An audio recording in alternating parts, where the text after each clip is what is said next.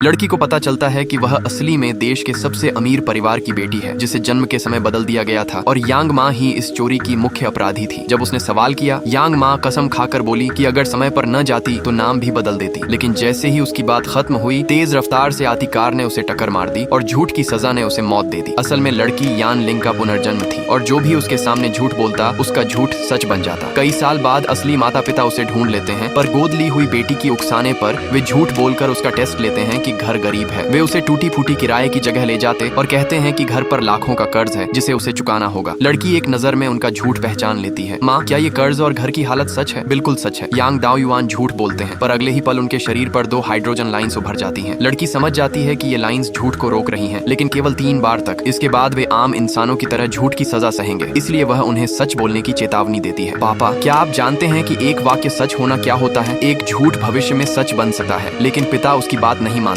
और थप्पड़ मारकर महीने के अंत तक 10 लाख कमाने का आदेश देते हैं। चालाक यांग नू गर्व से मुस्कुराती रहती है और लड़की टूट चुकी महसूस करती है। पापा, माँ, आपके हर झूठ ने हमारे रिश्ते को काट दिया है। एक बार कट चुका है, 2 बार और कट गया तो झूठ सच बन जाएगा। समय बीता है और महीना पूरा होता है, पर उसकी स्कॉलरशिप रद्द कर दी जाती है। लड़की उसी पैसे से पिता का कर्ज चुकाना चाहती थी, लेकिन यह सब यांग नू की साजिश थी। उसने क्लास टीचर को आदेश दिया था कि स्कॉलरशिप रद्द की जाए और लड़की पर चोरी का झूठा आरोप लगाया जाए। माता पिता को खबर मिलती है और वे स्कूल पहुंचते हैं। अगर तुम चरित्रहीन चोर बन गई तो बताओ, माँ बाप तुम्हें रखेंगे? लड़की सबूत मांगती है, पर टीचर पंखे की तरफ इशारा करती है कि झूठ बोलो तो बिजली गिरे और पंखा टूट कर गिर जाए। लड़की चुपचाप देखती है और अगले ही पल बिजली चमकती है और पंखा टीचर के चेहरे पर गिरता है। लड़की मंच पर चढ़कर वहीं 4000 रुपए निकालती है जो टीचर की फाइल में थे। चालाक यांग नू ने पिछली रात पैसे बैग में डाले थे, जिसे लड़की देख चुकी थी। सबूत सामने आते ही टीचर चुप हो जाती है, पर माता पिता गुस्से में अंदर आकर लड़की को थप्पड़ मार देते हैं और यंग नू के पक्ष में खड़े हो जाते हैं। यंग नू कसम खाती है कि अगर उसने फंसाया तो उसकी आंखें और टांगें टूट जाएं। माता पिता यंग नू के पक्ष में खड़े रहते हैं और पार्टी मनाने चले जाते हैं। लड़की चुपके से पार्टी में आती है क्योंकि यांग नू का उससे कोई खून का रिश्ता नहीं था और उसकी कसम का फैन शी होना तय था। वह बस ये देखना चाहती थी कि यांग नू अपने झूठ की सजा कैसे भुगतेगी।